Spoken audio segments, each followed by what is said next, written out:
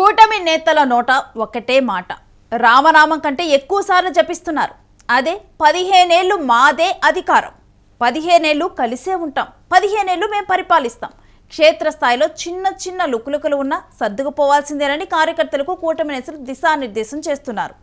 కూటమికి వ్యతిరేకంగా ఎవరు మాట్లాడినా ఖచ్చితంగా చర్యలు తీసుకుంటామంటూ వార్నింగ్ ఇస్తున్నారు. టీడీపీ ఎమ్మెల్యేలు ఉన్న చోట ఎమ్మెల్యేలను కలిసి సమన్వయం చేసుకోవాలి అంటూ కూడా డిప్యూటీ సీఎం పవన్ నేతలకు హితవు పలుకుతున్నారు. అసలు కూటమిలో ఈ కొత్త రాగం ఇప్పుడే ఎందుకు వచ్చింది? పదే 15 ఏళ్లు కలిసే ఉంటామని ఎందుకు అంటున్నారనే చర్చ రాజకీయ వర్గాల్లో నడుస్తోంది. దీనికి కారణం కూటమిలో భయం మొదలైందా? వైసీపీ బలపడటమే నేతల్లో టెన్షన్ పెంచుతుందా? జగన్ జనంలోకి వస్తూ ఉండటం, పాదయాత్రకు సిద్ధమవుతూ ఉండటంతోనే ఈ రాగం అందుకున్నారా అనే చర్చ కూడా ఊపందుకుంది. ముఖ్యంగా డిప్యూటీ సీఎం పవన్ కళ్యాణ్ సమయం సందర్భం లేకుండా 15 ఏళ్ల పాట ఎక్కువగా పాడుతున్నారనే చర్చ వినిపిస్తోంది. వైసీపీ తిరిగి అధికారంలోకి రాకూడదని బలంగా కోరుకుంటూనే కూటమిని తానే ఏర్పాటు చేశారనే భావనను పదే తీసుకొస్తున్నారు. రాష్ట్రంలో చిన్నగా ఏర్పాటైన కూటమి కేంద్రంలో మోదీ ప్రభుత్వాన్ని నిలబెడుతోందని పవన్ చెప్పుకోవటం ఇందుకు ఉదాహరణగా నిలుస్తోంది. రాష్ట్రానికి అంత స్టెబిలిటీ అవసరం, అంత సుస్థిరత అవసరం. జగన్మోహన్ గారు కూడా అది చెప్తా ఉన్నారు. ఇది మీరు జైలుకి వెళ్ళగానే నేను బెంగళూరు నుంచి మెసేజ్ ఇచ్చానని చెప్పడానికి ఏంటంటే, ఇది చాలా తప్పన పడుతున్నాం అందరం. రాష్ట్ర విభజన జరిగిన దగ్గరప్పటి నుంచి మీరే చూడండి, అడ్డగోలుగా శేషాచలం అడవుల్ని నరికేస్తుంటే ఇప్పటికీ మనకి దొరికిన సంపద చాలా 10% కూడా 10% దొరికింది. అది వేల కోట్లు ఉంది. ఈ 20 సంవత్సరాలు 15 సంవత్సరాల్లో ఎన్ని వేల కోట్లు వెళ్ళిపోయిందో మనకు తెలియదు. అలా ఎక్కడికెక్కడ దీన్ని మనం కరెక్షన్ చేసుకోకుండా వెళ్ళిపోతే నెక్స్ట్ జనరేషన్కి మనం ఏమిస్తాం? సో మనందరి మీద సమిష్టి బాధ్యత. అది ముఖ్యం. మీరు నన్ను నమ్మి వచ్చారు మీరు అందరూ. అంటే ఈ వ్యక్తి ఒక భావాన్ని మోస్తున్నాడని. ఆ భావం తాలూకు లక్ష్యం నాకేంటంటే, నాకు ప్రజల్ని వారికి బలం ఇవ్వడం తప్ప, వారికి అండగా నిలబడటం తప్ప నాకు వేరే ఆలోచన లేదు నాకు. పవన్ కళ్యాణ్ వ్యాఖ్యలకు సీఎం చంద్రబాబు సైతం వంత పాడుతున్నారని రాజకీయ వర్గాల్లో చర్చ నడుస్తుంది. రాష్ట్రం అభివృద్ధి చెందాలంటే కూటమి అధికారంలో ఉండాలని కామెంట్స్ చేస్తున్నారు.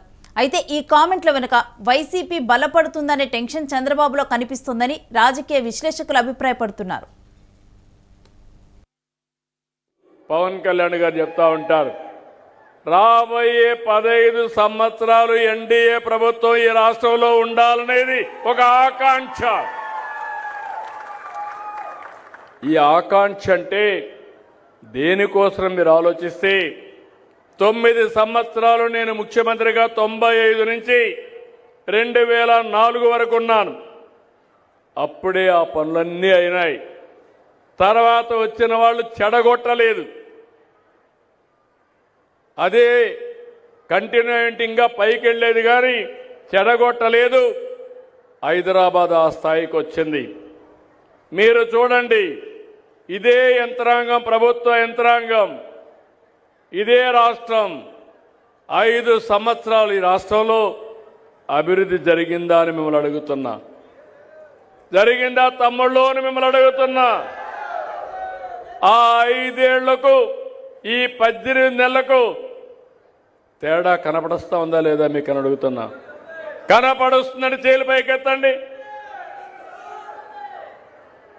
అదే ఆ రోజుటికి ఈ రోజుటికి చూపించిన చొరవ. అదే కానీ ఈరోజు రోడ్లున్నాయి. అందరూ ఇక్కడ మిత్రులందరూ చెప్పారు, రోడ్ల విషయంలో మీరు చూస్తే చాలా సమస్యలు ఉన్నాయి. కడాన గుంతలు పడితే మట్టి కూడా పూడ్చలా. మన రోడ్లన్నీ ఒకసారి వేసాం, కానీ మళ్ళా వర్షాల వల్ల దెబ్బతిన్నాయి. మీ అందరికీ హామీ ఇస్తున్నా, జనవరి లోపల ఎట్టి పరిస్థితిలో కూడా రోడ్లన్నీ, పాట్ హోల్స్ అన్ని పూర్తి చేసే బాధ్యత ఈ ప్రభుత్వానిది. ఆ తర్వాత కూడా మెరుగైన రోడ్లు ఇస్తాం, రోడ్ల వ్యవస్థ బాగు చేస్తాం. ఇలాంటి వినూత్నమైన కార్యక్రమాలతో ఈరోజు మనం ముందుకు పోయే పరిస్థితి వస్తాం. ఇక మంత్రి లోకేష్ అయితే మరో 2 అడుగులు ముందుకు వేసి కూటమిని ఆకాశానికి ఎత్తేస్తున్నారు. ఫైటింగ్ లేదు, ఫైరింగ్ లేదు, విడాకులు అసలే లేవంటూ కామెంట్స్ చేశారు. పవన్ కళ్యాణ్ చెప్పినట్లు 15 ఏళ్లు కలిసి ఉంటామని లోకేష్ అమెరికాలో సైతం అదే మాట మాట్లాడారు. కేంద్రంలో ప్రధానమంత్రి నరేంద్ర మోడీ గారి నాయకత్వం, ఆంధ్ర రాష్ట్రంలో ఒక పక్కన చంద్రబాబు నాయుడు గారి నాయకత్వం, ఇంకో పక్కన నాకు అన్న సమానమైన పవన్ అన్న నాయకత్వంతో ఈరోజు మనందరం ముందరికెళ్తున్నాం. ఇక్కడున్న మనందరం ఒకటి గుర్తుపెట్టుకోవాలి, ప్రభుత్వం కొనసాగింపు అనేది చాలా చాలా అవసరం. గుజరాత్ని తీసుకోండి, ఒరిస్సాని తీసుకోండి, అక్కడ వరుసగా ఒకే ప్రభుత్వం వచ్చింది కనుకనే అద్భుతంగా అభివృద్ధి చెందారు. పెట్టుబడులు పెద్ద ఎత్తున వచ్చినాయి, ఆ రాష్ట్రాలు పెద్ద ఎత్తున అభివృద్ధి చెందినాయి. పవన్ అన్న పదే పదే చెప్తున్నారు, 5 కాదు 10 కాదు 15 సంవత్సరాలు ఈ కూటమి అధికారంలో ఉంటాం ఖాయం, కలిసికట్టుగా పనిచేస్తాం, ఆంధ్రులందరూ గర్వపడే విధంగా మేము ముందరికెళ్తామని ఈ సభాముఖంగా మీ అందరు తెలుపుతున్నా.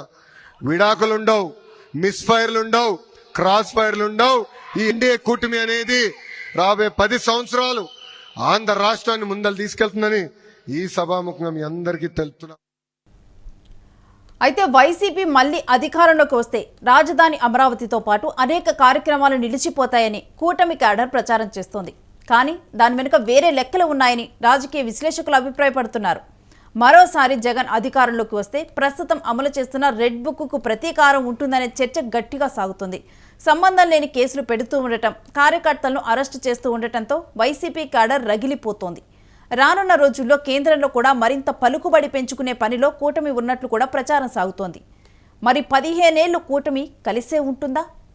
2029 ఎన్నికల్లో కలిసి పవర్లోకి వస్తుందా అనే చర్చ కూడా రాజకీయ విశ్లేషకుల నోట వినిపిస్తోంది. ఒంటరిగా పోటీ చేస్తే ఉనికి కోల్పోతామనే భయంతో ఈ కామెంట్స్ వస్తున్నాయనే చర్చ వినిపిస్తోంది. అయితే ఎన్నికలకు ఇంకో 3 ఏళ్ల సమయం కూడా ఉంది. ఇప్పుడే ఈ చర్చ ఎందుకనే వారు సైతం లేకపోలేదు.